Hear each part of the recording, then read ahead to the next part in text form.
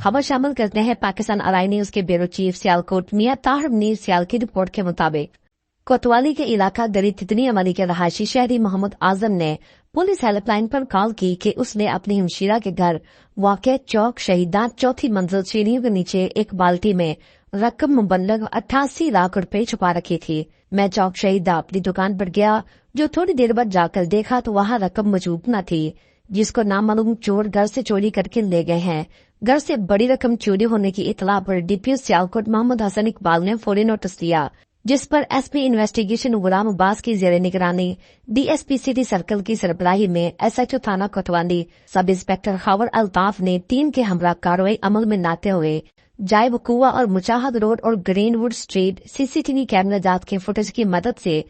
चंद घंटों में मुलजमान को ट्रेस करके गिरफ्तार कर लिया, जिसमें मरकजी मुलजम एहतशाम और इमरान नवाज को गिरफ्तार किया गया है। दौरान तफ्तीश मुलजमान से 82 लाख रुपए नकदी बरामद कर ली गई है, जबकि गिरफ्तार मुलजमान से मजीद तफ्तीश जारी है। डीपीओ सियालकोट मोहम्मद हसन इकबाल ने पुलिस टीम में शामिल अफसरान और मुलाजमान को घर में चोरी करने वाले मुलजमान को गिरफ्तार करने पर तारीफी सर्टिफिकेट और नकद इनाम देने का ऐलान किया है।